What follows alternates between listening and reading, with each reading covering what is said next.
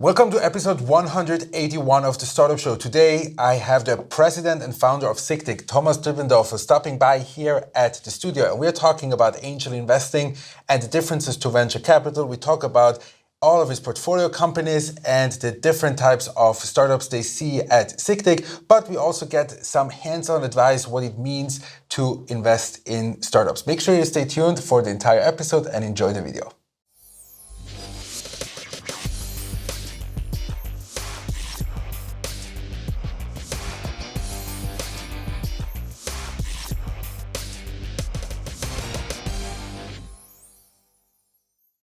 Welcome to episode 181 of the Startup Show. Today we are here at the office and Thomas is stopping by, who is the president and founder of Sictic. Thomas, welcome to the show. It's such a pleasure to welcome you here at my studio. Maybe Hi. give my audience out there a short introduction about who you are, and then we'll take it from there. Hi, I'm Thomas Dübendorfer. I was born and raised in Switzerland and I'm an angel investor. I like software companies and I have a PhD in computer science from Zurich. Some work experience from Silicon Valley, and I was 7 years with Google in Zurich. And nowadays I'm mostly investing into tech startups in Switzerland. So tell us quickly, you were here at the Zurich office, which is now considered the biggest Google campus outside of the States, as far as I know, or on the way to get there. And you were here in the early stages of Google here in Switzerland. Maybe you can elaborate a little bit how it was when you first started out here at Google. So when I started in 2006, it was mostly a sales office, less than 40 people. And so they said, I can of course join, but I need to do the boot camp in Mountain View in California. Mm-hmm. So the first 3 months I actually spent in California. And then I came back and started a new team working on fraud detection and security. And so it was growing over 7 years from 40 people to 1,400 just in Zurich. Mm-hmm.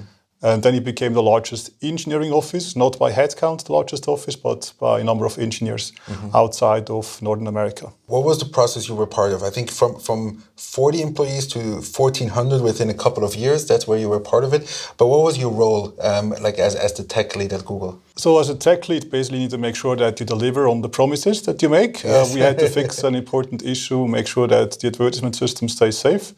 And we wanted to use machine learning for that. Yes. And so I was the first employee in my own team. And suddenly we were like a dozen people. Yeah. And we were mostly people with PhDs because we had to tackle a research challenge and implement that with a lot of computing resources. In about 18 months down the line, we could deliver the first results. Mm-hmm.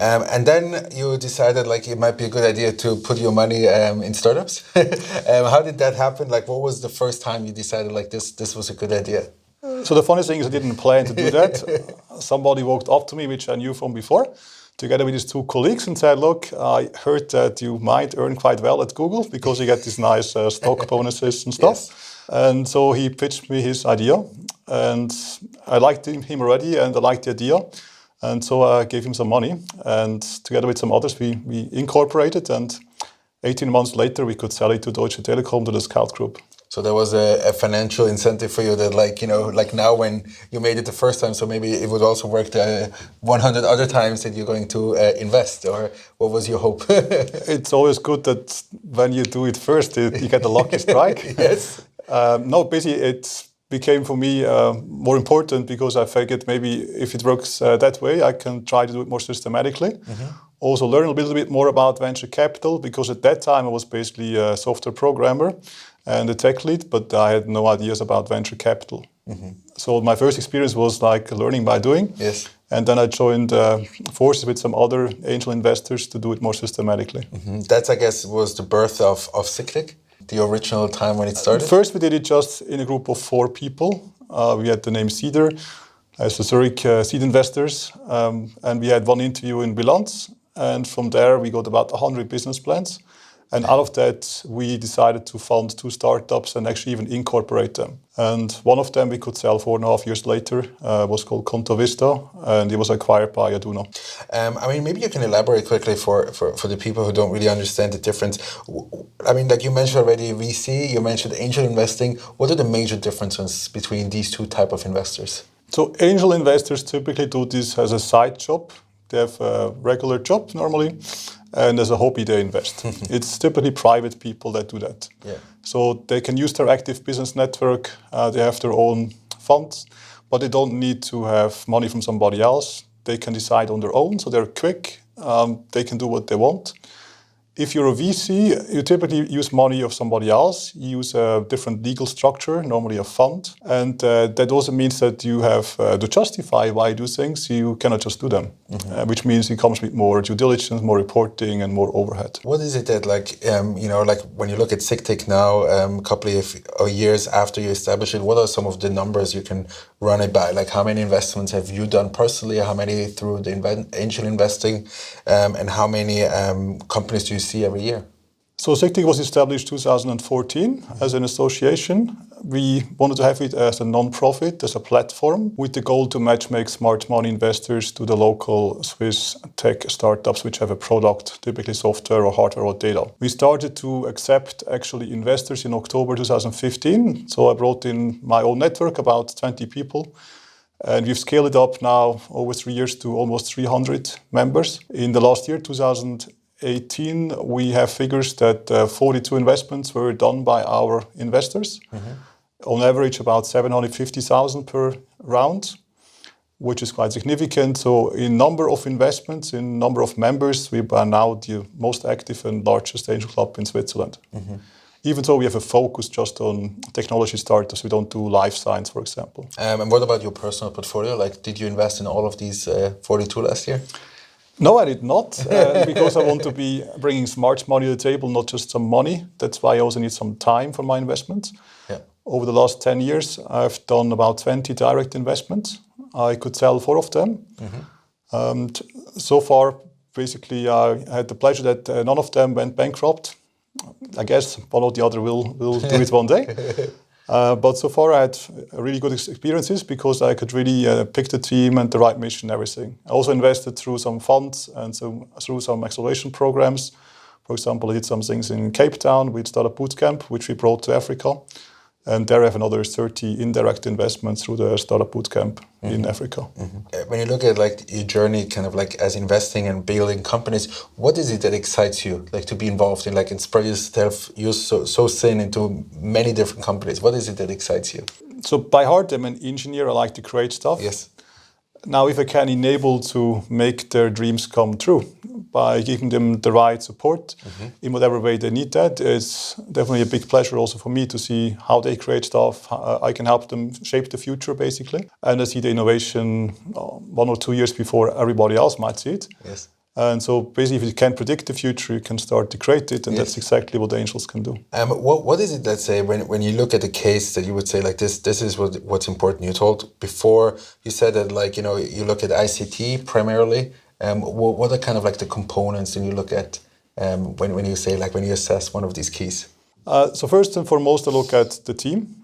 I want to have a team that I like to work with, which is open for different inputs, and once they get an input, they can evolve it further. It's important to me that they can actually execute, so they have to be smart, but they also have to get things done. And of course, I also want to understand the product. If I really want to help them, I need to understand who is a potential buyer, why is this the right product, and how does the market work for this product. So personally, I like B2B a lot, so companies that sell to other companies, because I feel there I can help better with the strategy than if it's a pure marketing play or a pure brand game. As an engineer, basically, I like very complicated things to be solved, like big challenges. And once you have it solved, the nice thing is it's hard to copy because it needs a lot of intelligence and smart people to actually come up with a similar good solution. And what would you say, let's say, is your added value as kind of like an investor? What is it that like defines a smart investor for you that is not just capital? So capital is important, but it just makes you run faster. Yeah. But if you run in the wrong direction, it doesn't help you. What I see as the smart money component is that I'm proactive, helping them to take decisions when they have to be taken, but I don't take them on my own. I help them to raise the right questions and come up with good answers. I help them with my network. So if I see things that they run into which they might need to get some input from others, I can connect them to people which have done the same thing 1 or 2 years before. If you only invest in seed stage, they all go through phases. Like when you cross the 20 people in your team limit, you will have to reorganize your company. If you go abroad, you have to do certain things. Or if you take the first venture capital money, you need to be prepared for that. And so I can help them to be prepared in time and make sure they don't make stupid, costly mistakes. So I cannot guarantee success, but I can hopefully make them run faster and come further. I just want to dig into a little bit because I would have come into this anyways, but like, can you explain a little bit, like, what are some of these hands-on examples where you were able to like help entrepreneurs not to make the same mistakes? I mean, one of the things is the go-to-market thing. So how do you push your product into the market? For example, with Conto Vista, when they first pitched to us, they said, we want to go with a consumer portal. So we take the data from the banks about your account and we give you smart advice on how you can improve your spending. Yeah. And so the 3 angels that were invested in, I was in the board, we figured maybe it's not the right go-to-market strategy. Because for that you need a great brand and you kind of work against the banks. And we said if you do B2B, so we do white label, we sell our technology to banks which already have customers, which already have a brand. That might work much better. And so we basically pivoted from the very beginning, from the business plan before we even started, into B2B. And this made it in the end very successful. We had 2 competitors which were B2C, and both of them didn't deliver anything in Switzerland over the 5 years that we were building up until our exit. What would you say are some of the biggest challenges that like entrepreneurs specifically in Switzerland, which like you probably have one of the most holistic overviews of like what is going on in the seed stage phase, what do you think are their challenges? What are the entrepreneurs challenged when they get first started here in Switzerland? There's always a lot of challenges if you build your own thing. Yeah. I guess the big challenge here is the failure culture. People here don't accept that you fail. And if you fail, they assume it's because you're not good. They don't assume that you could learn with having a failure. And that's the thing that some people face, because if they always tell they're a successful startupper and then suddenly things don't work that well anymore, what would they tell their peers? Would they tell them that's now going shaky, it's a roller coaster, whatever? I mean, hopefully you do at least be transparent in the board and to those people that can influence your fate. But it's a hard thing because everybody tells typically just the positive things because you're afraid to talk about negative things. You're also afraid to talk about having had a failure. That's why some startups, they just continue and continue even though they can't grow because they cannot pull the plug. And that's not good for anyone, not good for the ecosystem and not good for the founders, because maybe with a different case, they would have had more success. So failure culture is a big thing here, which is not very well resolved. Yes. And like, what would you suggest as kind of like a solution for this? I mean, it's hard to change a culture. Yes. And I think those people that do it, they're bold enough to accept that they might fail and they will get over it somehow. But I hope over the course of the time, more people will accept that doing a failure actually also means learning something. But it's nothing you can change from now to the next day. But you just need to be aware of that and you shouldn't be afraid of it, actually. I mean, one of the things that you always talk about among investors is kind of like these mega trends that are coming and like, people are looking into worldwide, like how is the world going to look like, not just in the next 2 to 4 years, like more like, let's say 10, 15 or so, even 20 years. What are kind of like the trends that you are looking at as kind of like your investment thesis or where you believe the world is going to be? I don't think I need to predict the future 20 years down the road.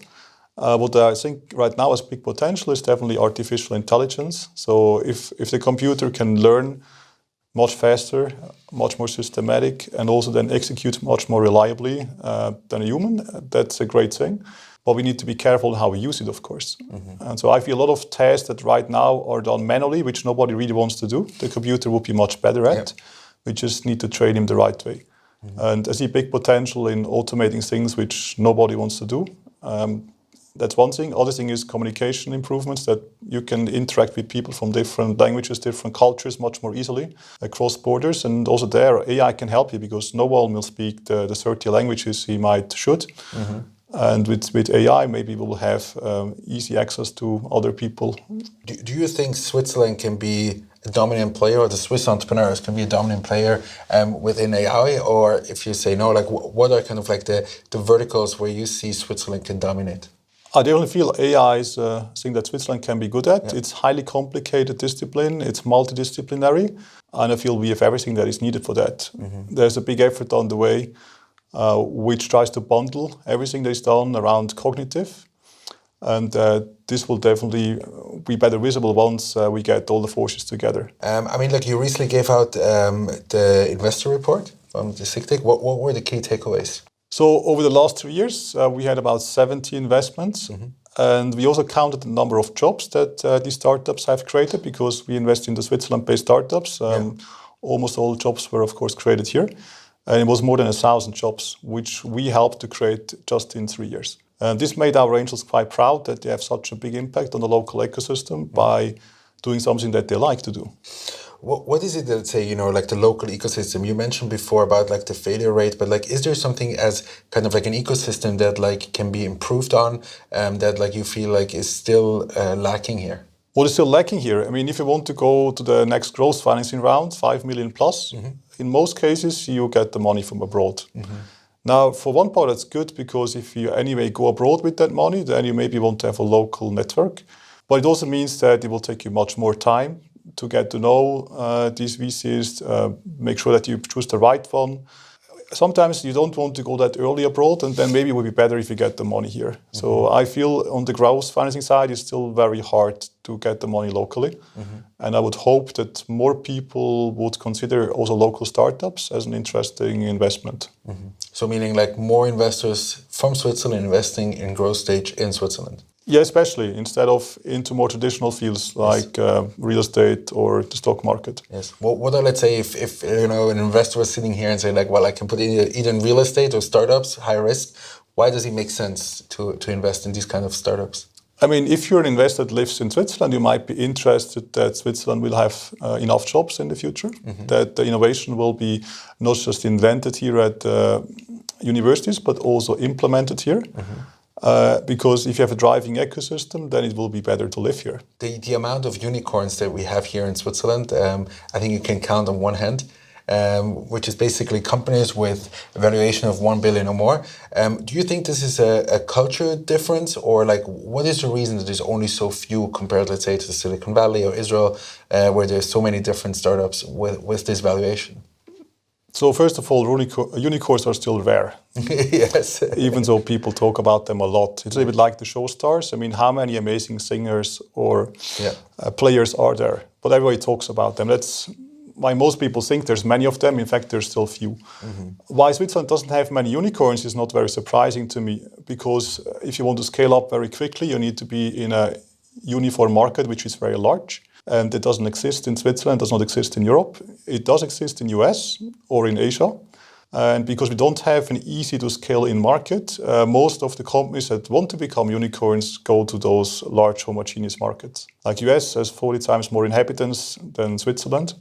It's a very different ballpark. If you have the right go-to-business plan in a more or less country with primarily English-speaking customers, it's much easier to scale up than if you need to do the same thing with different cultures, different attitudes across Europe with different laws in every country. And what would you say, you know, when you look at, let's say, the next couple of years in the ecosystem, how do you see the development? I mean, like we saw a lot of going on in the last couple of years. I mean, like, you know, a lot of people talk about startups and VC as if they were in for many years already. But like reality is, I think a lot has changed, even like since I started becoming part of the ecosystem. But like maybe how do you see the next couple of years, specifically looking at, let's say, macroeconomics?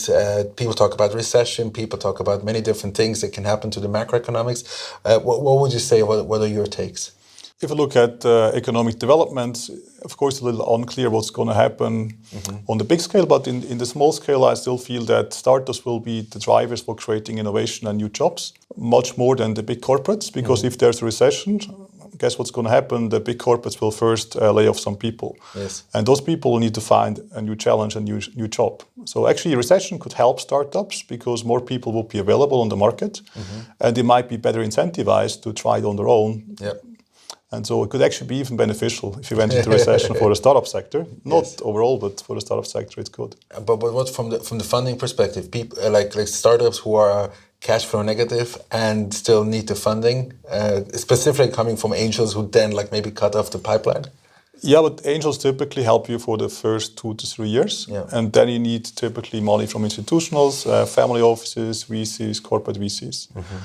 And of course, if everybody would stop investing, like in 2001, after the internet bubble burst, then those startups which have a huge burn rate, they will go bust. But in Switzerland, most people plan a little farther ahead than just 6 months into the future.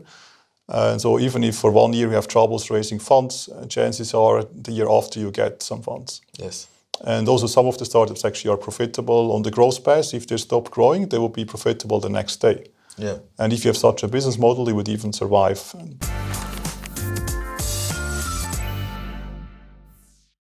How are you making sure to be a good leader? I try to lead by example and don't tell people what to do, but basically try to work them such that they find out. How are you making sure to stay focused and not distracted?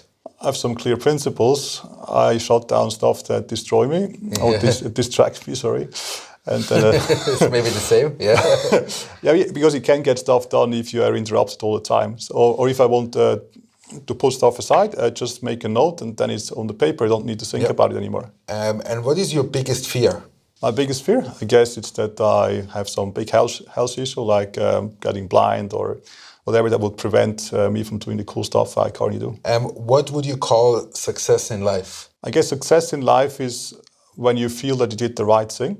And it's also great if other people recognize that in some form. So for them, it's also positive, not just for yourself. And how do you achieve and maintain a balanced life? I mean, if you have kids, they pull you out of the job very easily. Yes. And of course, if you then spend quality time, that definitely gives you a good balance of life. Yes. And also, currently can do home office, which is great. I'm now much more at home than when I was at Google.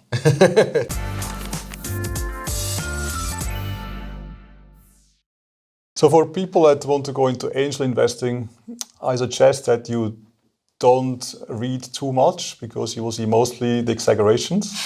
You should just try it out. Don't invest too much, but basically invest and then learn by doing.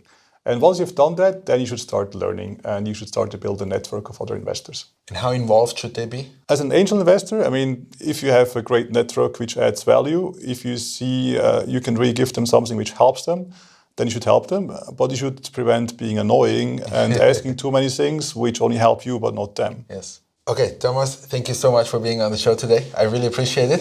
Thank you for taking the time. Thank you, everybody who stayed all the way till the end of episode 181 of the Startup Show. Today with the president and founder of Sictic, Thomas Dübendorfer. See you next Monday and have a great day. Hi, everybody. My name is Cosimo. I'm the CEO and co-founder of Leva. I'm super excited to be here with Cédric, and next Monday we will be talking about 3 things: fundraising, entrepreneurship, and academia. I hope it's going to be enriching for you. Thanks a lot and looking forward.